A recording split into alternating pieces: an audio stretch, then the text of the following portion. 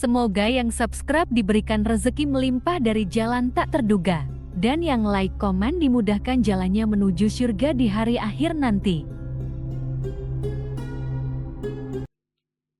Nabi Sulaiman alaihi salam adalah manusia terkaya sepanjang sejarah kehidupan manusia di muka bumi. Dalam beberapa kitab suci seperti Al-Quran, Alkitab, dan Injil, Nabi Sulaiman alaihi salam dijelaskan sebagai manusia terkaya yang pernah hidup di muka bumi. Tidak ada satupun manusia yang bisa mengalahkan total kekayaannya hingga hari kiamat tiba nanti. Para arkeolog telah menemukan situs peninggalan sejarah Islam yang mengungkap total kekayaan Nabi Sulaiman alaihi salam. Eres bin Yosef, profesor sekaligus peneliti, ia menyatakan bahwa 3000 tahun yang lalu Nabi Sulaiman alaihi salam diperkirakan memiliki kekayaan senilai 2,2 triliun US dollar. Apabila dikonversikan dengan nilai mata uang hari ini, dan jika dirupiahkan, nilainya setara dengan 32.891.870 triliun rupiah. Nabi Sulaiman memiliki beberapa mukjizat, di antaranya adalah dapat berbicara dengan bahasa binatang. Beliau dapat memerintah mereka untuk melakukan sesuatu. Beliau juga dapat mengendalikan besar kecilnya tekanan angin dan dapat mengatur ke arah mana angin akan berhembus. Sehingga dengan itu, Nabi Sulaiman dapat memanfaatkan angin sebagai kendaraannya dan juga kendaraan tentaranya. Nabi Sulaiman juga bisa melunakkan besi dan membentuknya menjadi pakaian perang yang anti tusukan senjata tajam. Nabi Sulaiman juga memimpin para jin. Mereka tunduk dan patuh pada perintah Nabi Sulaiman. Tidak hanya itu, setan dan iblis laknatullah yang merupakan makhluk pembangkang dapat dibuat tunduk bertekuk lutut pada perintah-perintah Nabi Sulaiman. Nabi Sulaiman bisa melakukan teleportasi, yaitu berpindah dari suatu tempat ke tempat yang lain dalam waktu singkat. Peristiwa tersebut dibuktikan dengan pemindahan singgasana Ratu Balqis atas perintah Nabi Sulaiman. Nabi Sulaiman juga dikenal sebagai raja yang adil dan bijaksana. Nabi Sulaiman diberkahi kecerdasan yang luar biasa untuk menyatupadukan segenap kekuatan yang Allah berikan kepadanya. Ia mengelola dan membawa kerajaannya menjadi kekuatan raksasa yang tak terkalahkan di masanya dengan segenap kemampuan yang dimilikinya. Tentara Nabi Sulaiman adalah tentara terkuat di bumi tanpa ada yang menandinginya. Pertanyaan dasar yang muncul kali ini adalah dari mana sumber kekayaan dan kekuatan Nabi Sulaiman alaihi salam? Sebelum saya melanjutkan, mohon bantu channel ini untuk terus berkembang dengan cara subscribe dan nyalakan tanda loncengnya. Berikan komentar yang positif dan berikan like serta share video ini. Semoga semua itu menjadi nilai amal jariah karena telah membantu mensiarkan kisah-kisah Islam pada masyarakat Islam dan dunia. Bismillahirrahmanirrahim.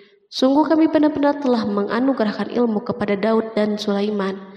Keduanya berkata, segala puji bagi Allah yang melebihkan kami dari kebanyakan hamba-hambanya yang mukmin. Sulaiman telah mewarisi Daud dan dia berkata, wahai manusia, kami telah diajari untuk memahami bahasa burung dan kami dianugerahi segala sesuatu. Sesungguhnya semua ini benar-benar karunia yang nyata. Quran Surat An-Naml ayat 15-16. Nabi Sulaiman mewarisi Nabi Daud dalam sisi kenabian dan kekuasaan, bukan mewarisi harta, karena para nabi tidak mewariskan harta. Sepeninggalan mereka, harta para nabi menjadi sedekah bagi orang-orang yang ada di sekitar mereka, yaitu orang-orang fakir dan orang-orang yang membutuhkan. Allah telah memilihnya sebagai nabi dari kalangan Bani Israel. Begitu juga Allah telah memberinya kekuasaan kerajaan sehingga ia menjadi pemimpin Bani Israel. Barangkali sesuatu yang paling penting yang diwarisi oleh Nabi Sulaiman dari Nabi Daud adalah tradisi militer. Kemajuan militer yang dahsyat telah berpindah kepada Nabi Sulaiman. Nabi Daud sebenarnya adalah seorang penggembala kambing yang sangat miskin, tapi seiring dengan perjalanan waktu, ia menjadi komandan pasukan yang tiada tanding. Perubahan keadaan ini adalah sebagai bentuk ilham dari Allah Subhanahu wa Ta'ala dan sebagai dukungan darinya. Daud mengetahui bahwa kekuatan yang hakiki yang mengatur alam semesta adalah kekuatan Allah Subhanahu wa Ta'ala. Kehadiran Nabi Daud mengubah keadaan pasukan Bani Israel, di mana mereka sebelumnya lari jika berhadapan dengan musuh, maka kini keberadaan mereka mulai diperhitungkan. Di masa hidupnya, Daud mengalami peperangan yang sangat banyak, namun Al-Quran tidak menceritakan secara terperinci akan hal tersebut. Dan kami kuatkan kerajaannya. Quran Surat Shad ayat 20. Ayat tersebut berarti bahwa Daud belum pernah terkalahkan dalam peperangan yang diikutinya. Di samping dukungan yang Allah Subhanahu wa Ta'ala berikan kepada Daud, juga pasukannya dan rakyatnya, di mana mereka adalah orang-orang yang bertauhid dan menyerahkan diri kepada Allah Subhanahu wa Ta'ala. Allah Subhanahu wa Ta'ala mengungkapkan kepada Daud hal-hal yang menjadikan pasukannya memiliki keistimewaan yang dengannya mereka dapat mengalahkan pasukan-pasukan yang lain yang ada di bumi saat itu. Allah Subhanahu wa Ta'ala berfirman, dan kami telah melunakkan besi untuknya. Quran Surat Saba ayat 10. Sebenarnya baju besi yang dibuat untuk orang-orang yang hendak berperang cukup mengganggu gerakan mereka. Kita bisa membayangkan ketika ada dua orang yang berperang, yang satunya dapat bergerak dengan bebas, sementara yang lain tidak leluasa bergerak. Namun dengan kekuasaan Allah, Nabi Daud dapat melunakkan besi dan dapat membuat darinya baju besi yang ringan. Ini adalah kemajuan penting yang Allah berikan kepada Daud dan tentaranya. Kemajuan ini kini dimiliki oleh Nabi Sulaiman. Demikianlah Sulaiman memiliki pasukan yang dahsyat yang melebihi pasukan manapun di bumi saat itu. Bahkan Allah Subhanahu wa Ta'ala menambah karunia-Nya kepada Nabi Sulaiman. Dan Sulaiman telah mewarisi Daud dan dia berkata, "Hai manusia, kami telah diberi pengertian tentang suara burung dan kami diberi segala sesuatu. Sesungguhnya ini benar-benar suatu karunia yang nyata." Quran Surat An-Naml ayat 16. Pada suatu hari, Nabi Sulaiman menengadahkan tangannya dan berdoa kepada Allah Subhanahu wa Ta'ala. Antara hati Nabi dan Allah tidak ada penghalang, tidak ada jarak, tidak ada sekatan waktu, dan tak ada seorang pun dari para nabi yang berdoa kepada Allah kecuali doanya pasti terkabul. Kejernihan hati ketika mencapai puncak tertentu, maka ia akan menggapai apa saja yang diinginkan di jalan Allah Subhanahu wa Ta'ala. Dalam doanya Nabi Sulaiman berkata, "Ya Tuhanku, ampunilah aku dan anugerahkanlah kepadaku kerajaan yang tidak dimiliki oleh seorang pun sesudahku." Quran Surat Shad ayat 35. Sulaiman menginginkan dari Allah Subhanahu wa Ta'ala suatu kerajaan yang belum pernah diperoleh oleh siapapun setelahnya. Allah Subhanahu wa Ta'ala mengabulkan doa hambanya Nabi Sulaiman dan memberinya kerajaan tersebut. Barangkali orang-orang yang hidup di saat ini bertanya-tanya, mengapa Sulaiman meminta kerajaan ini yang belum pernah dimiliki oleh seorang pun setelahnya. Ambisi Sulaiman untuk mendapatkan kekuasaan atau kerajaan adalah ambisi yang ada di dalam seorang nabi, dan tentu ambisi para nabi tidak berkaitan kecuali dengan kebenaran. Ambisi tersebut adalah bertujuan untuk memudahkan penyebaran dakwah di muka bumi. Nabi Sulaiman sama sekali tidak cinta kepada kekuasaan ataupun ingin menunjukkan kesombongan. Namun beliau ingin mendapatkan kekuasaan untuk memerangi kelaliman yang menyebar di muka bumi. Perhatikanlah kata-kata Nabi Sulaiman kepada Balqis ketika beliau berdialog dengannya. Dan ketika Balqis datang, ditanyakanlah kepadanya, "Serupa inikah singgasanamu?" Dia menjawab, "Seakan-akan singgasana ini singgasanaku, kami telah diberi pengetahuan sebelumnya dan kami adalah orang-orang yang berserah diri. Quran Surat An-Naml ayat 42. Demikianlah kata-kata Sulaiman yang bijaksana, kata-kata yang membenarkan permintaannya untuk memiliki kekuasaan dan kekuatan. Sulaiman telah mengerahkan semua kemuliaan dan kekuasaannya dalam rangka menegakkan agama Allah Subhanahu wa Ta'ala dan menyebarkan Islam. Nabi Sulaiman mewarisi kekuasaan, kenabian, hikmah ilmu dari Daud. Orang-orang menyebut Sulaiman Al-Hakim atau Sulaiman yang bijaksana.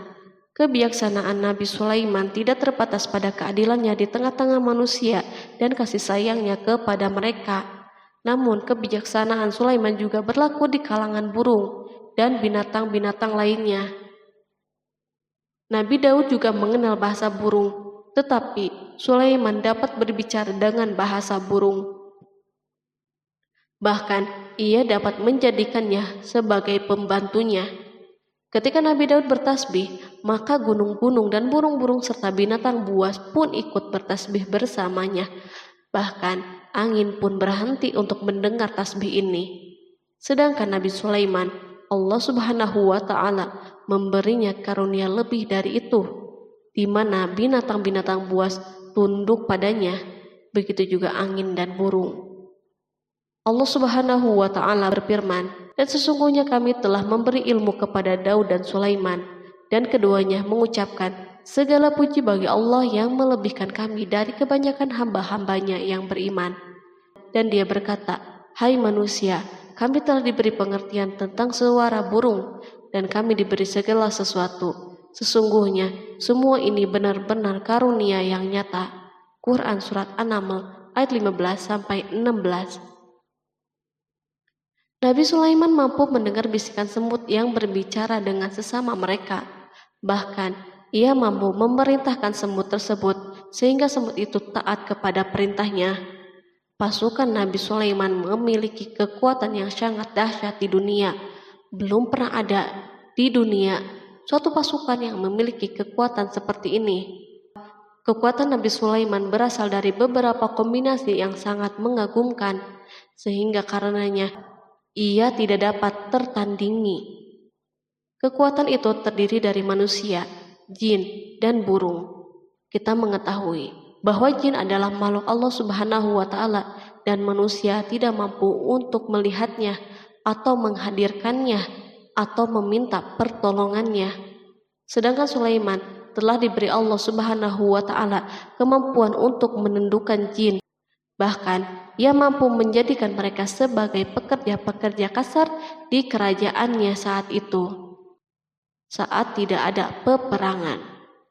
Ketika ada pasukan lain yang mencoba melawan pasukan ini, maka mustahil mereka akan merasakan kemenangan. Bahkan pasukan Sulaiman juga diperkuat oleh pasukan burung.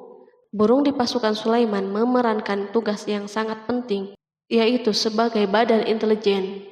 Kita mengetahui bahwa peranan informasi saat peperangan sangatlah penting. Dari informasi tersebut, pasukan dapat mengetahui keadaan musuhnya. Demikianlah peranan burung pada pasukan Sulaiman. Ia terbang di tengah-tengah musuh, kemudian ia kembali kepada Sulaiman untuk menyampaikan berita tentang keadaan musuhnya. Di samping jin dan burung, Allah Subhanahu wa Ta'ala juga menundukkan angin untuk Sulaiman. Nabi Sulaiman dapat memerintahkan angin dan ia mampu menaiki angin bersama tentaranya. Pasukan Sulaiman juga terdiri dari pasukan udara pada saat di mana tak seorang pun memimpikan untuk terbang di udara. Barangkali mukjizat ini yang Allah Subhanahu wa Ta'ala berikan kepada Sulaiman menjadi sebab kejayaan militernya sehingga pasukannya tidak tertandingi. Allah Subhanahu wa Ta'ala berfirman, dan dihimpunkan kepada Sulaiman tentaranya dari jin, manusia, dan burung, lalu mereka diatur dengan tertib dalam barisan. Quran Surat An-Naml ayat 17. Kemudian kami tundukkan kepada angin yang berhembus dengan baik menurut kemana saja yang dikehendakinya. Dan kami tundukkan pula kepadanya setan-setan, semuanya ahli bangunan dan penyelam, dan setan yang lain yang terikat dalam belenggu. Inilah anugerah kami, maka berikanlah kepada orang lain atau tahanlah untuk dirimu sendiri dengan tiada pertanggungan jawab. dan sesungguhnya dia mempunyai kedudukan yang dekat pada sisi kami dan tempat kembali yang baik. Quran Surat Shad ayat 30-40. Di samping senjata udara yang Allah Subhanahu wa Ta'ala berikan kepada Sulaiman, Allah Subhanahu wa Ta'ala juga memberikan kemampuan yang tak seorang pun dari para nabi mendapatkannya, yaitu kemampuan untuk memerintah setan. Setan adalah salah satu bagian dari jin. Ia adalah kelompok yang celaka dari bangsa jin. Kelompok ini sebenarnya tidak mampu dikuasai oleh manusia. Bahkan jin soleh pun tidak dapat mengatur mereka. Adapun Sulaiman, Allah Subhanahu wa Ta'ala memberinya kekuasaan untuk menundukkan setan dan mempekerjakannya, bahkan mengikatnya dengan rantai serta menghukumnya jika menentang perintahnya. Setan membangun untuk Sulaiman istana dan patung-patung dan alat-alat perang. Bahkan setan-setan itu menyelam di dasar lautan untuk mengeluarkan permata dan yakut untuk Sulaiman. Jika ada di antara setan yang menentang perintahnya, maka Nabi Sulaiman mengikatnya dengan rantai. Ini semua menunjukkan kekayaan Sulaiman dan kekuasaannya, di mana ia mampu mengatur banyak makhluk di dunia. Tentu kemampuan itu atas izin Allah sebagai mukjizat darinya. Allah Subhanahu wa Ta'ala berfirman, dan sebagian dari jin ada yang bekerja di hadapannya di bawah kekuasaannya dengan izin Tuhannya, dan siapa yang menyimpang di antara mereka dari perintah kami, maka kami rasakan kepadanya azab neraka yang apinya menyala-nyala. Para jin itu membuat untuk Sulaiman apa yang dikehendakinya dari gedung-gedung yang tinggi, patung-patung, dan piring-piring yang besarnya seperti kolam dan periuk yang tetap berada di atas tungku. Quran Surat Saba ayat 12. Nabi Sulaiman yang bijaksana adalah penguasa yang tak tertandingi di muka bumi.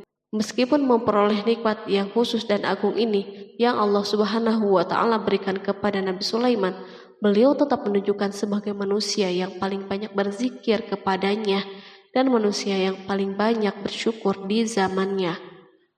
Allah Subhanahu wa Ta'ala berfirman tentang Sulaiman, Sulaiman sebaik-baik hamba, sesungguhnya dia amat taat kepada Tuhannya. Quran Surat Shad ayat 30. Nabi Sulaiman selalu mendirikan sholat, puasa, tasbih, dan mengungkapkan rasa cinta yang dalam. Hamba yang kembali adalah hamba yang menuju Allah Subhanahu wa Ta'ala. Waktu sholat bagi Sulaiman adalah waktu yang sangat penting, sehingga ketika datang waktu itu, maka beliau tidak bisa disibukkan dengan hal yang lain. Sulaiman mengetahui penyakit kuda dan ia mampu berbicara dengan bahasa kuda. Bahkan kuda itu pun mentaati perintah Nabi Sulaiman. Allah Subhanahu wa Ta'ala juga memberikan kenikmatan lain atas Sulaiman. Allah Subhanahu wa Ta'ala berfirman, dan kami alirkan cairan tembaga baginya. Quran Surat Saba ayat 12. Al-Kihtir adalah tembaga yang dicairkan. Sebagaimana Allah Subhanahu wa Ta'ala memberikan nikmat atas ayahnya Daud di mana ia mampu melunakkan besi, dan Allah Subhanahu wa Ta'ala mengajarinya bagaimana cara mencairkannya, maka Sulaiman pun memanfaatkan tembaga yang cair untuk peperangan dan di saat perdamaian. Pada saat peperangan, beliau mencampur tembaga dengan besi dan membuat darinya perunggu. Mereka menggunakan senjata-senjata perunggu dalam peperangan seperti pedang, baju besi, dan pisau. Senjata-senjata ini adalah senjata yang paling kuat di saat itu. Sedangkan di saat perdamaian, tembaga digunakan untuk membuat bangunan, patung, dan sebagainya.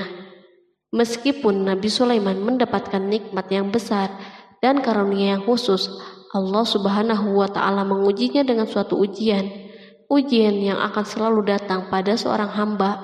Ketika hamba itu mendapatkan kedudukan yang besar, maka ujiannya pun menjadi besar. Allah Subhanahu wa Ta'ala menguji Sulaiman dengan penyakit.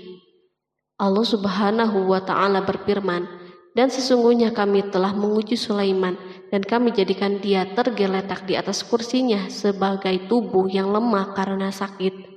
Kemudian ia bertaubat. Ia berkata, Ya Tuhanku, ampunilah aku, anugerahkanlah kerajaan yang tidak dimiliki oleh seorang pun sesudahku. Sesungguhnya Engkaulah yang Maha Pemberi. Kemudian kami tundukkan kepadanya angin yang berhembus dengan baik menurut kemana saja yang ia kehendaki.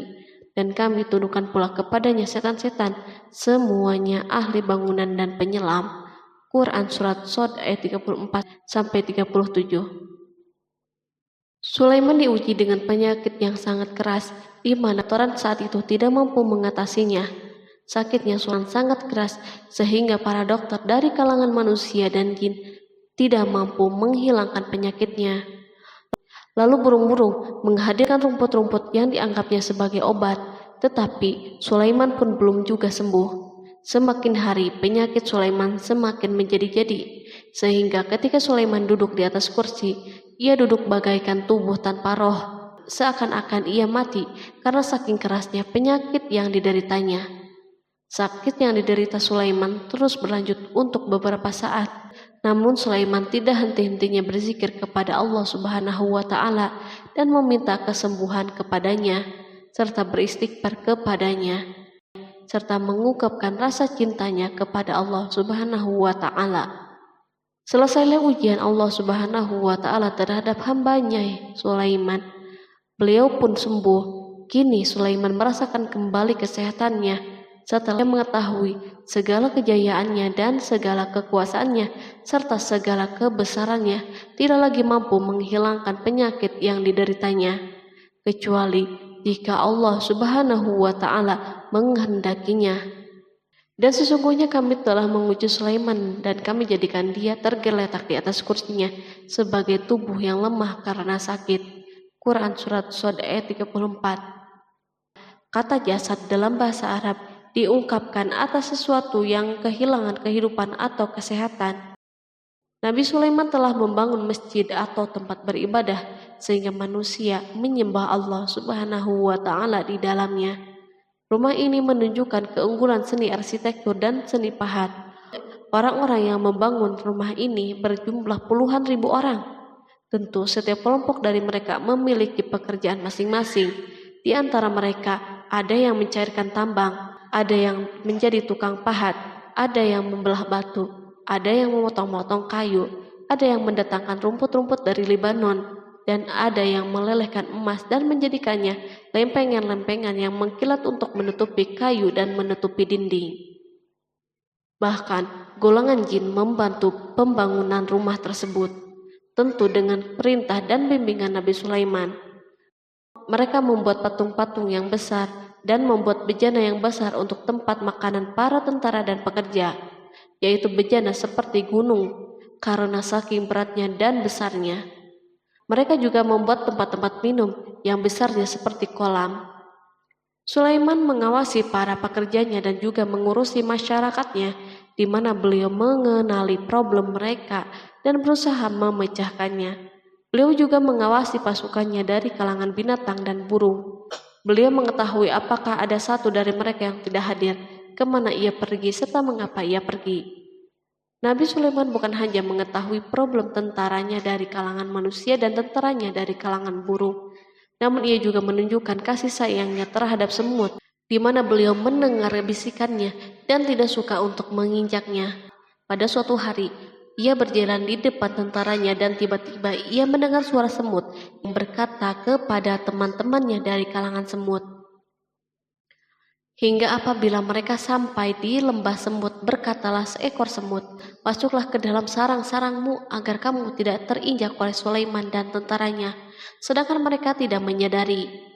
Maka dia tersenyum karena mendengar perkataan semut itu, dan ia berdoa, "Ya Tuhanku, berilah aku ilham untuk tetap mensyukuri nikmat-Mu yang telah Engkau anugerahkan kepadaku dan kepada kedua orang ibu dan bapakku, dan untuk mengerjakan amal soleh yang Engkau ridhoi, dan masukkanlah aku dengan rahmat-Mu ke dalam golongan hamba-hamba-Mu yang soleh."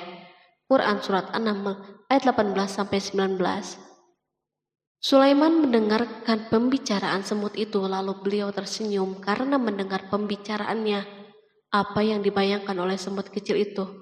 Meskipun Sulaiman mendapatkan kekuasaan dan memiliki tentara yang besar, namun beliau menunjukkan kasih sayang terhadap semut. Beliau mendengar bisikannya dan melihat semut yang ada di depannya. Oleh karena itu, tidak mungkin baginya untuk menginjaknya. Sulaiman bersyukur kepada Allah Subhanahu wa Ta'ala yang telah memberinya nikmat, yaitu nikmat rahmat dan nikmat kasih sayang. Di samping itu, Sulaiman orang yang paling kaya di dunia, di mana istananya terbuat dari kayu-kayu gaharu yang memiliki bau yang harum, dan istananya terbuat dari emas dan terkadang dari kristal. Beliau juga memiliki kursi besar yang dibuat dari emas dan permata. Istana Sulaiman merupakan istana yang paling besar di dunia. Sulaiman menggunakan pakaian dari emas dan permata. Meskipun demikian, Sulaiman tetap menunjukkan sebagai hamba yang berserah diri dan rendah diri kepada Allah Subhanahu wa Ta'ala dan kepada manusia. Nabi Sulaiman yang merendahkan dirinya di hadapan Allah, dan ia selalu sujud kepada Allah sebagaimana ayahnya yang selalu bertasbih kepada Allah. Sulaiman selalu melantunkan lagu-lagu cinta ilahi dan hanya memuji Allah Subhanahu wa Ta'ala. Pada suatu hari, Nabi Sulaiman mengeluarkan perintahnya kepada pasukan untuk bersiap-siap. Sulaiman keluar memeriksa pasukannya satu demi satu. Pasukannya diteliti. Kelompok yang pertama adalah kelompok manusia. Sulaiman memerintahkan kesiapan mereka, lalu Sulaiman mengeluarkan perintah-perintahnya. Kemudian Sulaiman memerintah kelompok jin dan menyampaikan perintah-perintahnya.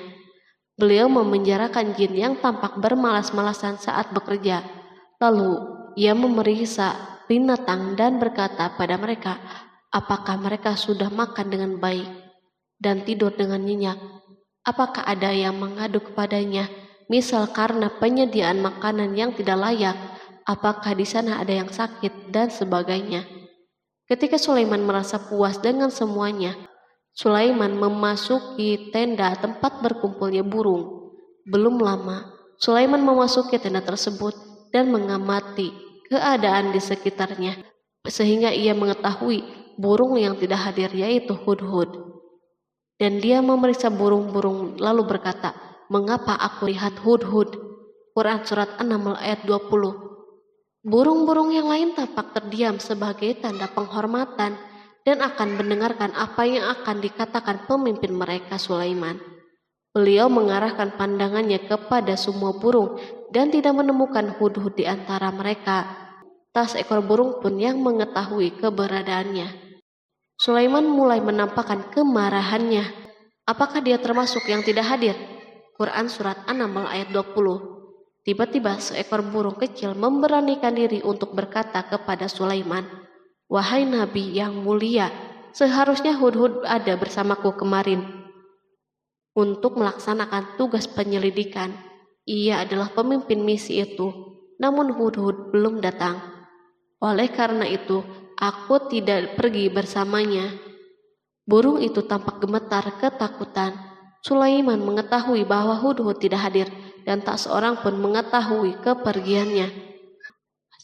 Hudhud pergi tanpa terlebih dahulu meminta izin kepada Sulaiman dan tidak memberitahu di mana keberadaannya. Dalam keadaan marah, Sulaiman berkata, sesungguhnya aku benar-benar akan mengazabnya dengan azab yang keras atau benar-benar menyembelihnya, kecuali ia benar-benar datang kepadaku dengan alasan yang jelas. Quran Surat An-Naml ayat 21. Kawanan burung mengetahui bahwa Sulaiman sedang marah dan telah menetapkan untuk menyembelihnya atau justru memaafkannya dengan syarat ia datang dengan membawa alasan yang dapat menyelamatkannya. Atau dengan kata lain, hudhud dapat memastikan bahwa ia melaksanakan tugas yang penting. Sulaiman menunjukkan kemarahan yang besar sehingga siapapun akan merasa takut ketika melihat Sulaiman marah. Meskipun beliau terkenal dengan kasih sayangnya, namun kemarahannya karena membela kebenaran. Kemudian beliau dapat melaksanakan ancamannya dengan cara yang mudah. Seekor burung tampak gemetar ketakutan melihat kemarahan Sulaiman. Lalu beliau mengeluarkan tangannya ke burung itu dan memegang-megang kepalanya, sehingga burung itu pun merasa tenang dan rasa takutnya hilang. Sulaiman pergi dari tenda burung itu dan menuju istananya. Sulaiman masih memikirkan keadaan hudhud. Seharusnya hudhud menjadi bagian penting dari badan intelijen. Apakah ia pergi untuk menyingkap sesuatu, atau apakah ia pergi hanya untuk bermain-main? Sulaiman telah memperhatikan dan mengetahui bahwa Hudhud adalah seekor burung yang cerdik dan juga fasih berbicara. Terkadang Sulaiman mendapati Hudhud sedang bermain-main dan menunda pekerjaannya. Sulaiman melihatnya dan Hudhud memahami bahwa ini tidak benar, sebab ia tidak boleh mencampur adukan antara waktu serius dan waktu bermain. Akhirnya, tidak lama setelah kepergiannya, Hudhud tiba di tenda burung. Burung-burung yang lain berkata kepadanya, "Pergilah engkau ke tempat tuan kita Sulaiman. Jika ia mengetahui bahwa engkau telah sampai, maka jiwamu benar-benar terancam." Hudhud terbang dan menemui Sulaiman. Pada waktu itu, Sulaiman sedang berdiri dan telah menetapkan untuk memulai pembicaraan dengan. Pada waktu itu, beliau sedang duduk sambil makan. Hudhud berdiri dan telah menetapkan untuk memulai pembicaraan dengan Sulaiman sebelum beliau bertanya kepadanya kemana ia pergi. Ini sebagai bukti bahwa ia melaksanakan tugas penting. Lalu ia berkata, "Aku telah mengetahui sesuatu yang kamu belum mengetahuinya, dan kubawa kepadamu dari negeri Saba suatu berita penting yang diyakini." Quran Surat An-Naml ayat 22. Aku adalah Hudhud yang miskin, tapi aku mengetahui apa yang tidak engkau ketahui. Dan aku telah datang kepadamu dari kerajaan Saba dengan membawa berita yang sangat penting. Sulaiman tampak terdiam dan menunggu Hudhud menyelesaikan pembicaraannya. Hudhud mengemukakan perkataan yang sering disampaikan Sulaiman kepada manusia dan burung. Sesungguhnya aku menjumpai seorang wanita yang memerintah mereka, dan dia dianugerahi segala sesuatu, serta mempunyai singgasana yang besar.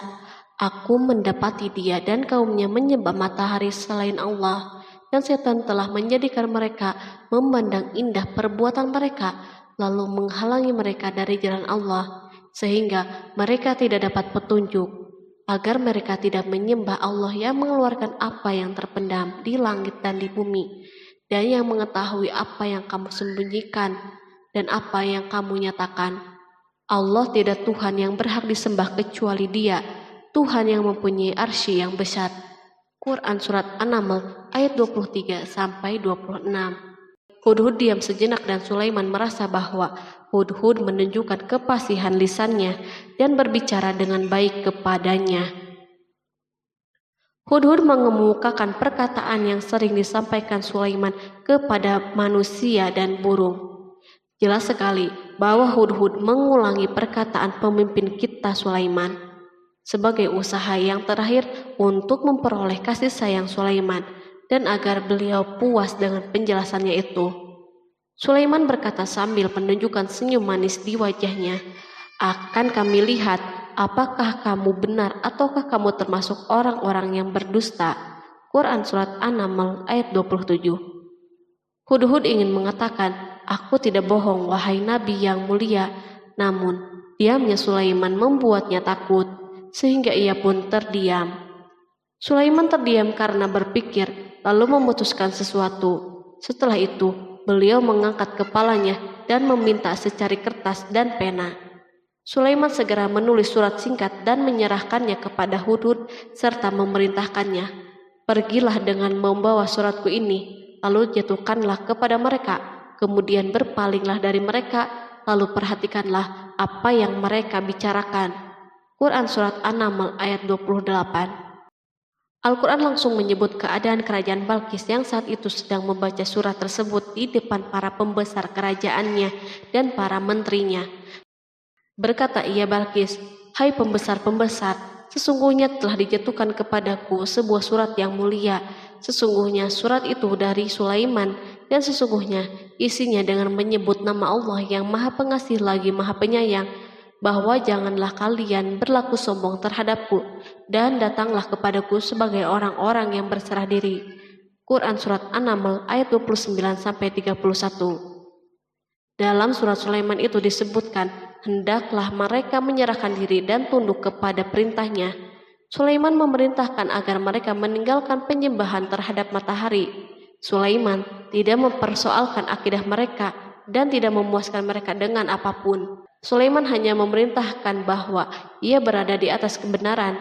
Bukankah ia didukung kekuatan yang berlandaskan keyakinan yang dimilikinya? Sulaiman hanya memerintahkan mereka agar tunduk dan patuh kepadanya. Ratu Saba menyampaikan surat tersebut di tengah-tengah kaumnya.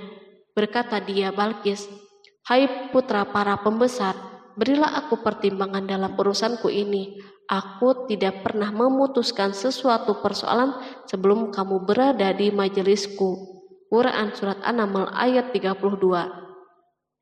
Sementara itu, reaksi para pembesar istana adalah menentang surat tersebut. Isi surat itu membangkitkan kecongkakan kaum Saba, di mana mereka merasa lebih kuat. Mereka mengetahui bahwa di sana ada orang yang mencoba menantang mereka dan mengisyaratkan peperangan kepada mereka. Lalu ia meminta kepada mereka untuk memenuhi syarat-syaratnya sebelum terjadinya peperangan dan kekalahan. Mereka menjawab, "Kita adalah orang-orang yang memiliki kekuatan dan juga memiliki keberanian yang sangat dalam peperangan, dan keputusan berada di tanganmu. Maka pertimbangkanlah apa yang akan kamu perintahkan." Quran Surat An-Naml ayat 33. Para pembesar kaumnya ingin berkata, "Kita siap untuk melaksanakan peperangan." Tampaknya ratu memiliki kebijakan yang lebih baik daripada pembesar kaumnya. Surat Sulaiman itu membuatnya berpikir lebih jernih dan hati-hati. Ia berusaha sebisa mungkin menghindari peperangan. Ratu itu berpikir dalam tempo yang lama. Nama Sulaiman tidak diketahuinya, dan ia pun belum pernah mendengarnya. Oleh karena itu, ratu tidak mengetahui kekuatannya. Boleh jadi Sulaiman memiliki kekuatan yang dahsyat sehingga mampu memerangi kekuasaannya dan mengalahkannya. Kemudian ratu memperhatikan apa yang ada di sekelilingnya. Ia melihat kemajuan masyarakatnya dan kejayaannya. Barangkali ia mengira bahwa Sulaiman iri terhadap kemajuan dan kekayaan ini, sehingga Sulaiman ingin menyerangnya. Setelah mempertimbangkan isi surat Sulaiman dengan cermat, Ratu Saba memilih untuk tidak bersikap ceroboh. Ratu itu lebih suka untuk menggunakan bahasa-bahasa kelembutan. Ia mengirim kepada Sulaiman suatu hadiah yang besar. Ratu mengira bahwa Sulaiman seorang yang ambisius, yang boleh jadi ia telah mendengar tentang kekayaan kerajaannya. Para utusan pergi dengan membawa hadiah dari Ratu Saba. Ratu berharap agar mereka dapat memasuki kerajaan Sulaiman dan akan mengetahui kondisi kerajaannya. Saat mereka pulang, Ratu ingin mendengar secara langsung dari mereka tentang keadaan kaum Sulaiman dan pasukannya. Setelah mendapatkan informasi yang cukup, maka Ratu dapat membuat suatu keputusan yang tepat. Ratu menyembunyikan apa yang terlintas dalam dirinya, lalu ia berbicara kepada pembesar istananya bahwa ia dapat menyingkap niat jahat Raja Sulaiman melalui cara mengirimkan hadiah kepadanya. Ratu lebih memilih cara tersebut dan menunggu reaksi Sulaiman. Ratu berhasil memuaskan para pembesar istananya dan untuk sementara menghilangkan ide untuk berperang. Karena para raja jika menyerang suatu desa, maka pemimpin desa tersebut adalah orang yang paling banyak mendapatkan kehinaan dan cercaan. Akhirnya para pembesar kaumnya merasa puas dengan pikirannya itu. Allah Subhanahu wa Ta'ala berfirman, Dia berkata, "Sesungguhnya raja-raja apabila memasuki suatu negeri, niscaya mereka membinasakannya dan menjadikan penduduknya yang mulia menjadi hina, dan demikian pula lah yang akan mereka perbuat. Dan sesungguhnya aku akan mengirim utusan kepada mereka dengan membawa hadiah, dan aku akan menunggu apa yang akan dibawa kembali oleh utusan-utusan itu." Quran Surat An-Naml ayat 34-35. Kemudian sampailah hadiah Ratu Balkis kepada Nabi Sulaiman. Para badan intelijennya memberitahunya bahwa para utusan Balkis datang dengan membawa hadiah. Sulaiman langsung mengetahui bahwa ratu itu sengaja mengirim orang-orangnya untuk mengetahui atau mendapatkan informasi tentang kekuatannya. Lalu setelah itu, ia mengambil keputusan atau sikapnya kepada Sulaiman. Sulaiman segera memanggil semua pasukannya untuk berkumpul. Utusan Balkis segera memasuki istana Sulaiman yang dipenuhi dengan pasukan besar yang bersenjata. Tiba-tiba, utusan Balkis tampak tercengang ketika melihat kekayaan mereka dan harta mereka yang tidak ada apa-apanya dibandingkan dengan kerajaan Sulaiman. Hadiah mereka tampak tidak berarti.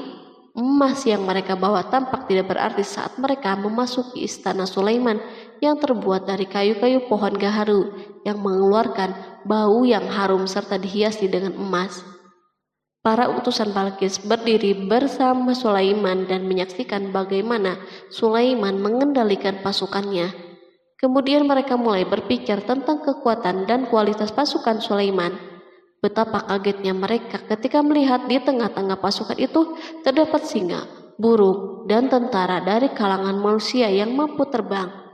Mereka pun sadar bahwa mereka dihadapkan pada pasukan yang tiada taranya. Selesailah demonstrasi pasukan Sulaiman. Kemudian para utusan itu dipersilahkan maju ke tempat hidangan makanan.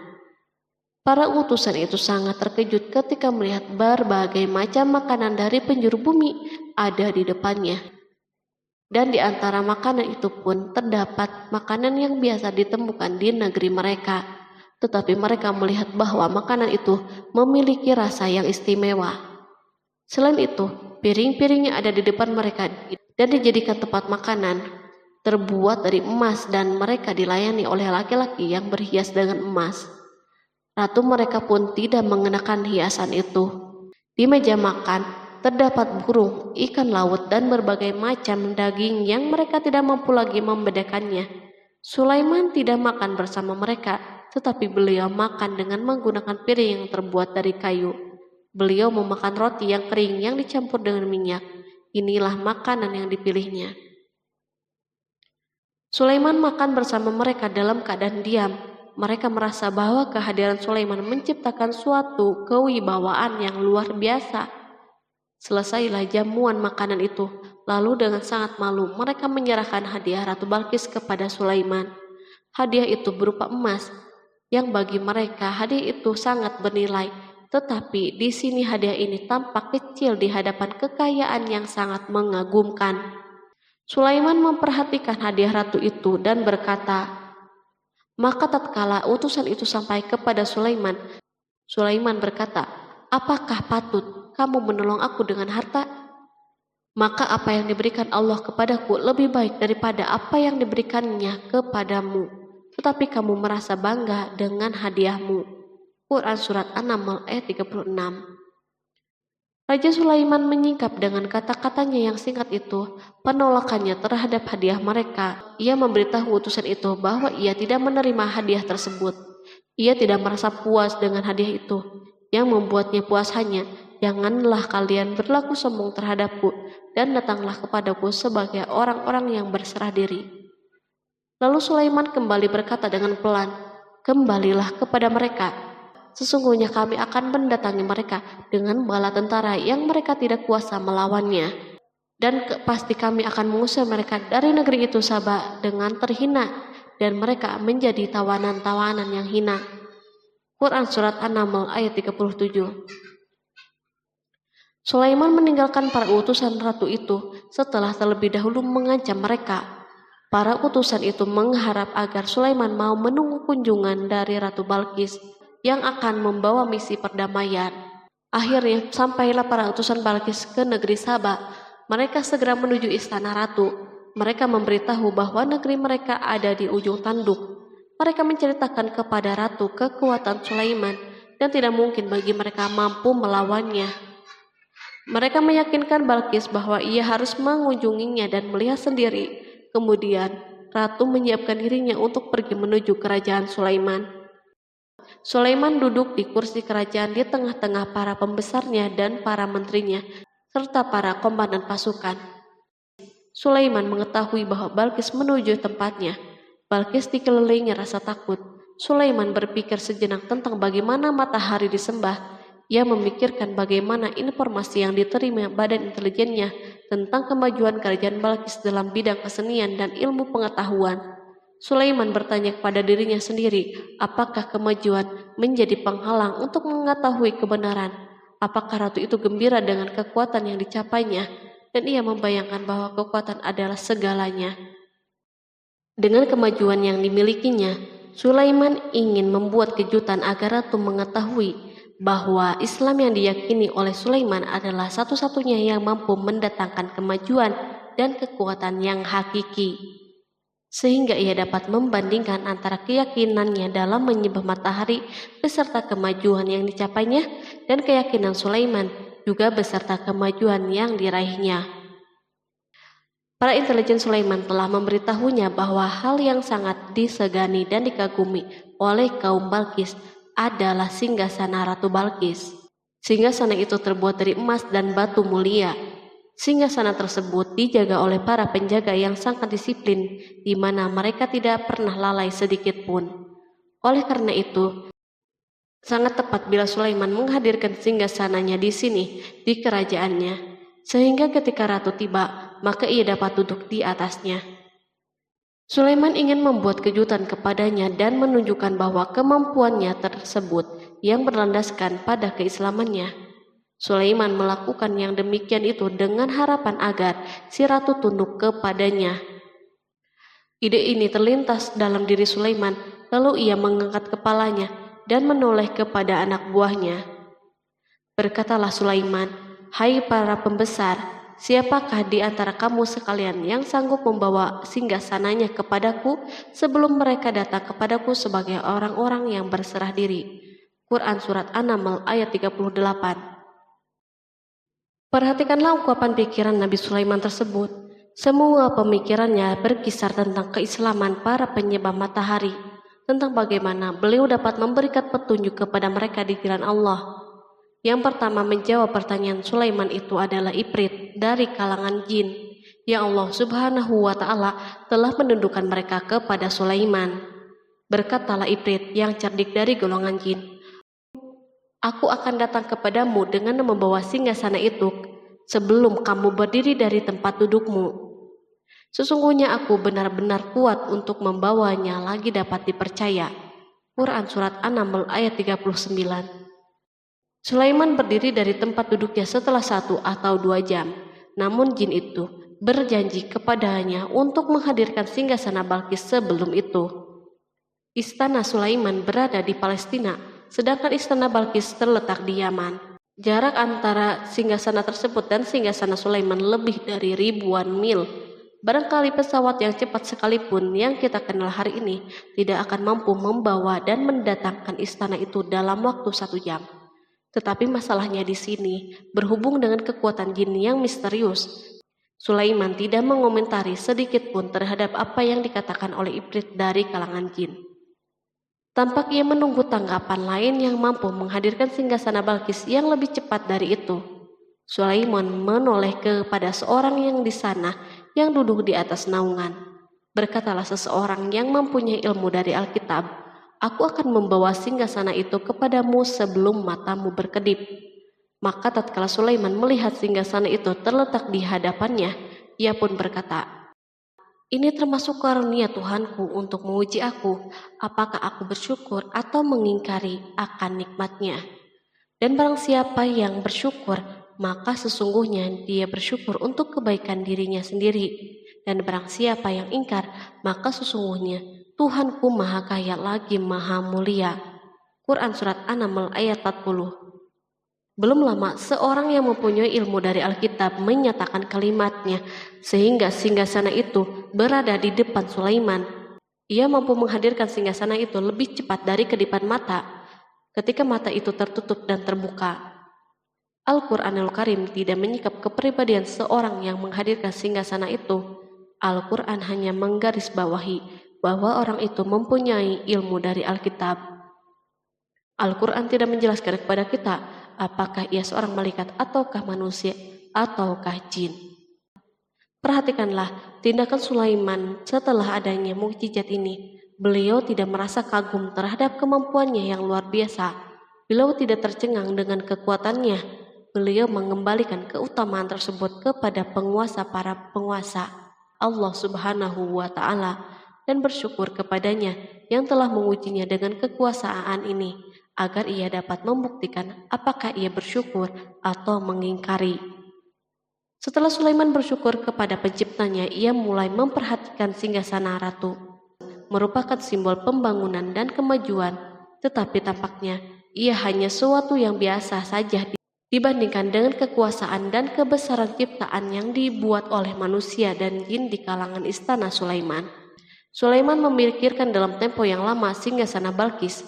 Kemudian beliau memerintahkan agar singgasana itu diperbaiki, sehingga saat Balkis datang, Sulaiman dapat mengujinya apakah Balkis dapat mengenalinya ataukah tidak.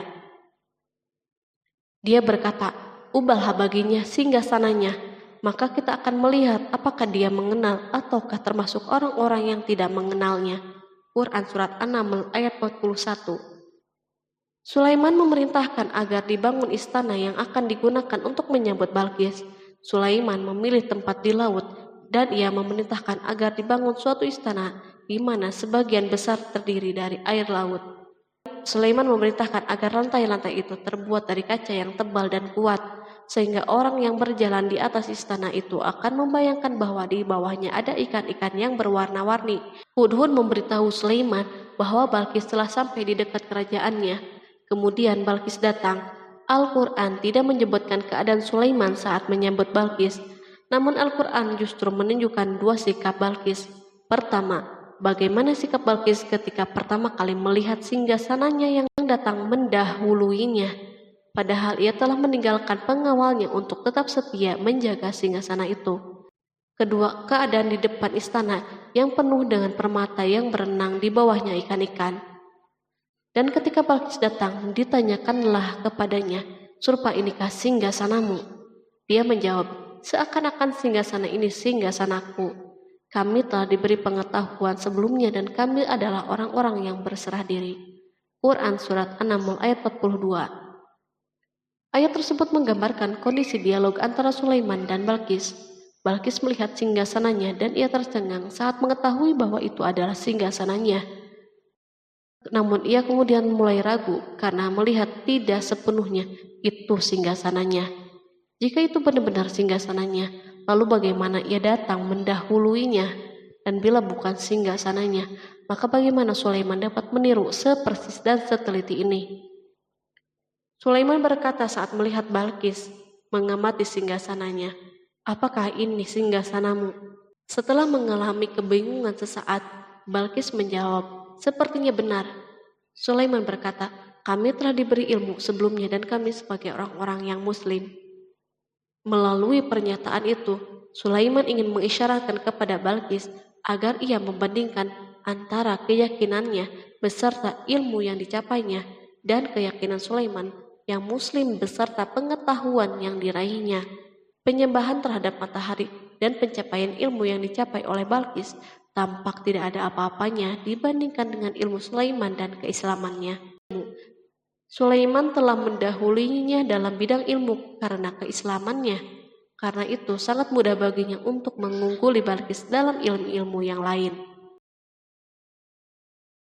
Demikianlah yang diisyaratkan pernyataan Sulaiman kepada Balkis.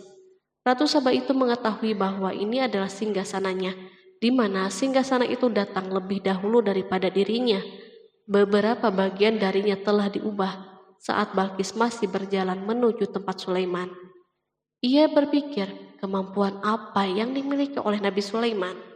Balkis tercengang melihat apa yang disaksikannya yang merupakan buah dari keimanan Sulaiman dan hubungannya dengan Allah Subhanahu wa Ta'ala. Sebagaimana Balkis tercengang ketika melihat kemajuan dalam bidang pembangunan seni dan ilmu, maka ia lebih kagum lagi saat melihat hubungan yang kuat antara keislaman Sulaiman dan ilmu serta kemajuannya.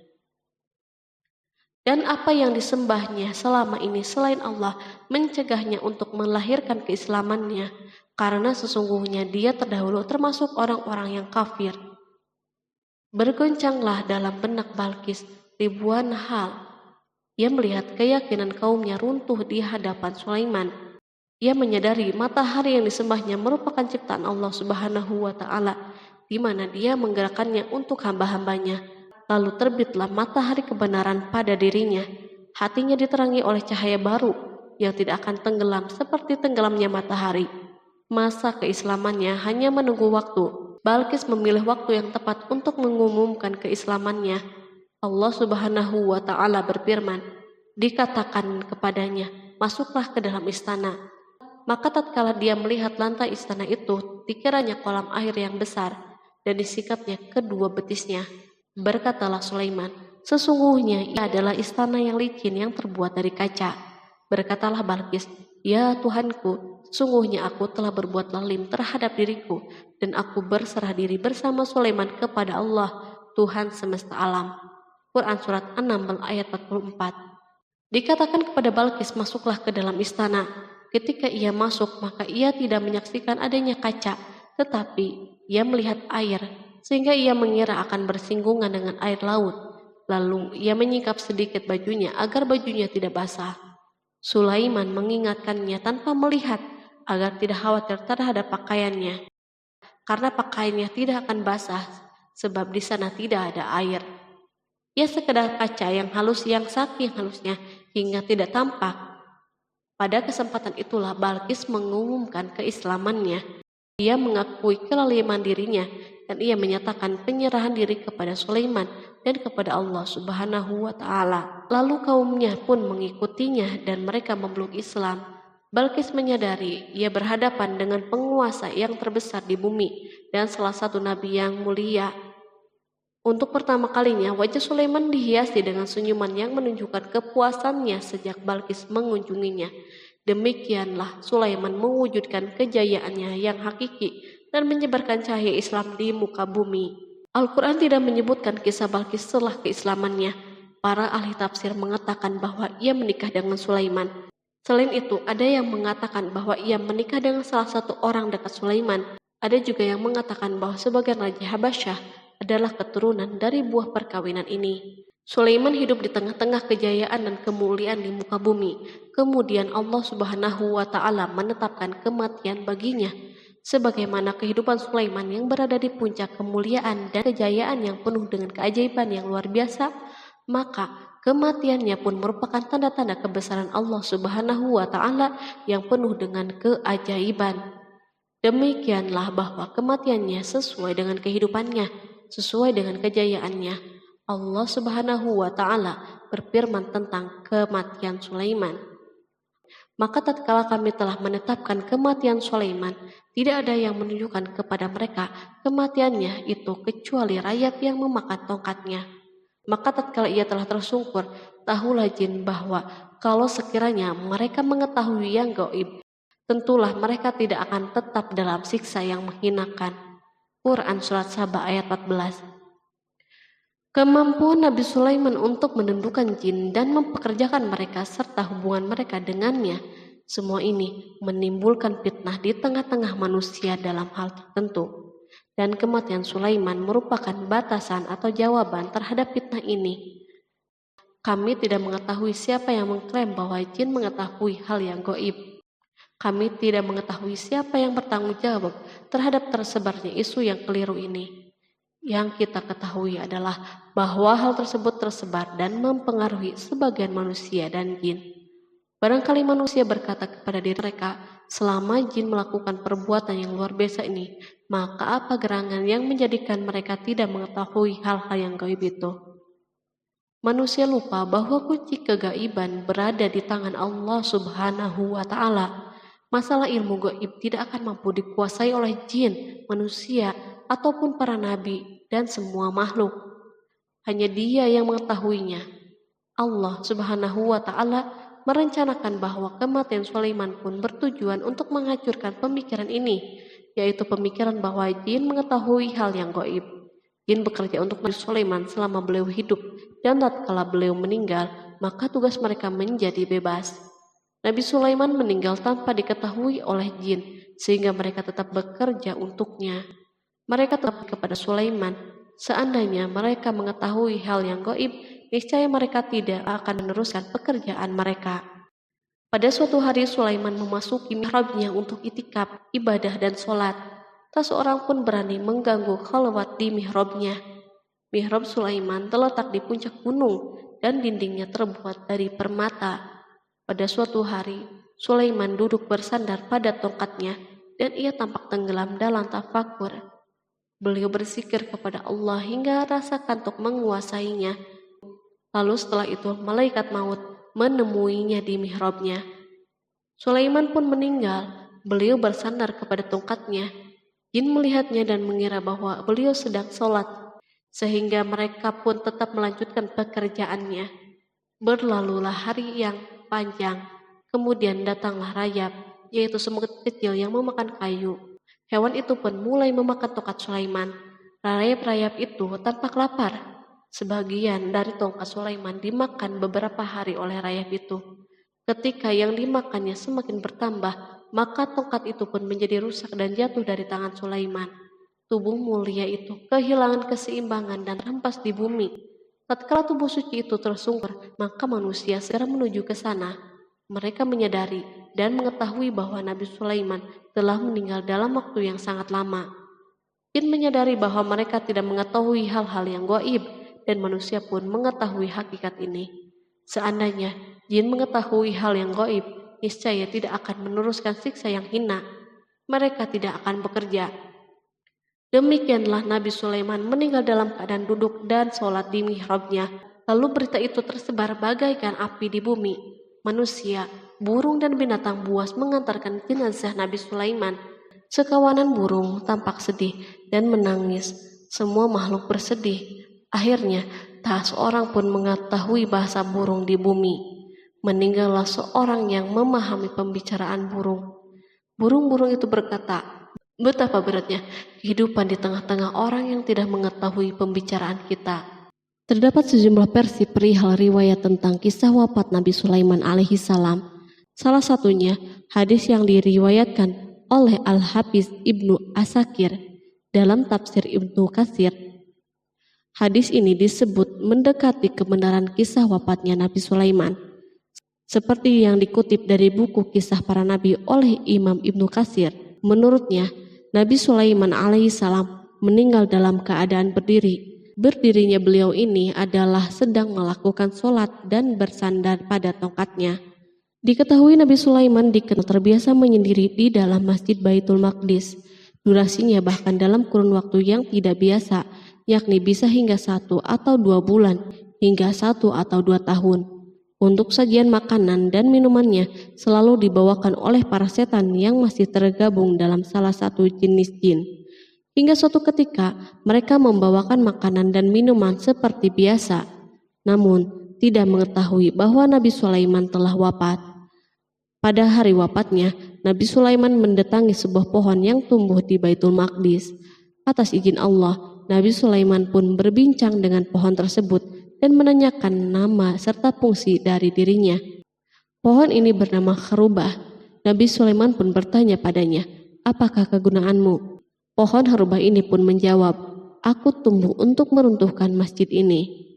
Lalu Nabi Sulaiman pun berkata, "Allah tidak mungkin meruntuhkan masjid ini selama aku masih hidup. Itu artinya kamu tumbuh untuk mengabarkan kematianku." Lalu Nabi Sulaiman pun mencabut pohon tersebut dan menanamnya di dinding miliknya. Setelah itu, Nabi Sulaiman masuk ke dalam mihrab dan melakukan sholat dengan bersandar pada tongkatnya. Sejumlah sumber juga mengatakan tongkat tersebut berasal dari pohon Kharubah yang sempat dicabutnya sebelumnya. Kemudian Nabi Sulaiman pun menemui ajalnya hingga tidak diketahui oleh setan yang bekerja untuknya sekalipun. Kisah ini diceritakan dalam firman Allah melalui surat Saba ayat 14. Kalangan jin dan setan pun mulai mengetahui kabar kematian Nabi Sulaiman setelah rayap memakan tongkat sebagai penopangnya hingga rapuh. Nabi Sulaiman meninggal berdiri dan bersandar pada tongkatnya.